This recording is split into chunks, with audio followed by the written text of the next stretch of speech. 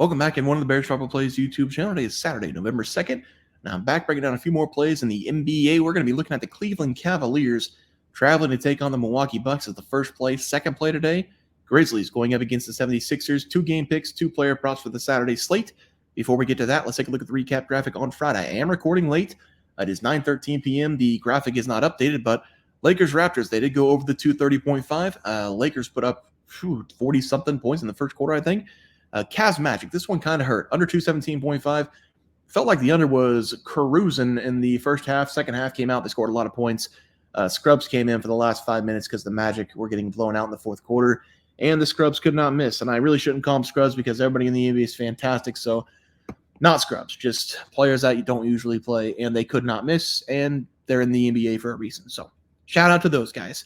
1-1 on the game picks. LaMelo Ball hit easily, 31 points against the Celtics in a losing effort.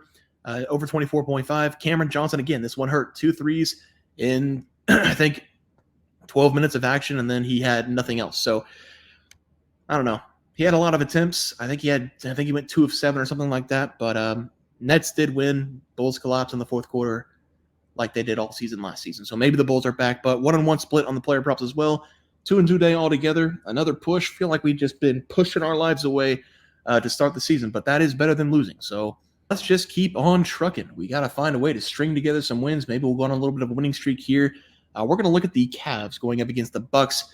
I was watching the Cavaliers game going up against the Magic. Wasn't a very competitive game. Felt like the Cavaliers had a handle on it the entire game. The one thing I will say about the Magic, they played very physically. The Cavs are scoring the second most points per game. They are the number 1 shooting team in the NBA right now.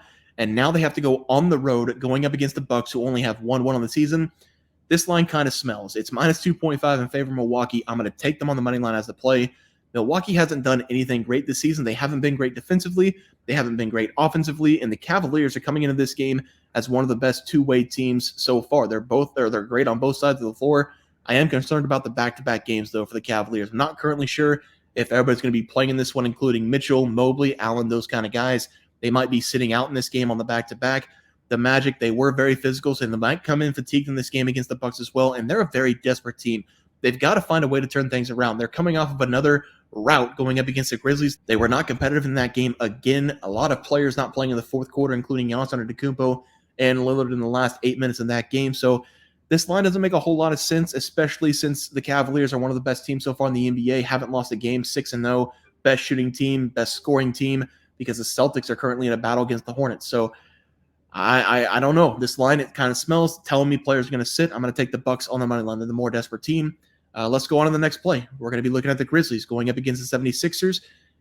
News came out today. Joel Embiid will not be playing again this weekend for the 76ers. Had some words to say for the fans and for the experts reporting on him, saying that everything is good in the organization, and we should be giving Joel Embiid a little bit of slack because all he's done for the city of Philadelphia. I think Joel Embiid's a very good player, but to say that he's done a lot for the city, I'm not from Philadelphia, but anybody from Philadelphia, has Joel Embiid done anything for you? No rings. I don't think they've made a conference championship game. They got bounced by the Knicks last year. So what has Joel Embiid done for the team and for the city of Philadelphia? Makes no sense to me. Maybe he thinks he's done something for the city. I'm not entirely sure. Don't want to get into it. Maybe he's doing a lot of charity work. Good for him if he's doing that. But without Paul George, without Joel Embiid, this is just not a good team. Tyrese Maxey's doing everything he can out there. He's still putting up 30-plus points per game. It still doesn't matter. This team defensively, they've been bad all season long.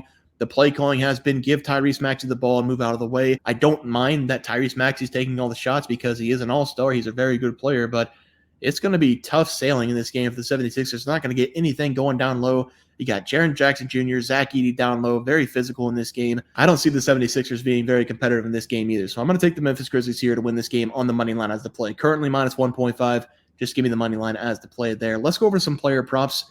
We are going to start with the Spurs game, and we're going to look at Victor Wembanyama, the defensive player of the year. I'm going to call it extremely early because the Spurs continue to let nobody score inside the paint. We're going to take Victor Wembanyama, not for his blocks or his steals. We're going to take his over 24.5 points. I was going to shoot for the over 2.5 made threes at plus 180 because this guy's an absolute freak.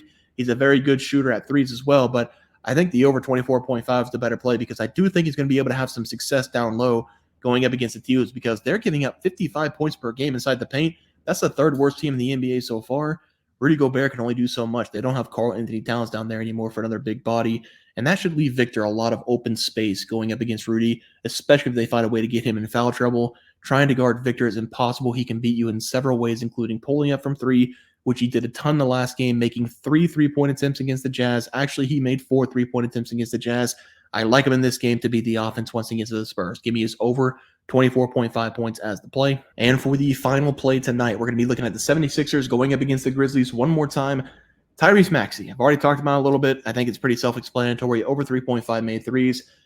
76ers, they've got one play right now, and it's Tyrese Maxey. Usually he goes for 30-plus points per game. The Grizzlies have not been great defensively because they're just putting up a lot of points per game, and I do think Tyrese Maxey won't be able to go inside. Very physical team, the Grizzlies. Jaren Jackson Jr. down low, Zach Edey down low. Nobody can really score if Zach Edey, 7'4", and Jaren Jackson's been the defensive player of the year or talked about as the defensive player of the year for the last 3 seasons. So I'm going to go with him to score a lot of points from the outside. Over 3.5 made threes. He has not been a very good three-point shooter this season, but he was very good last year.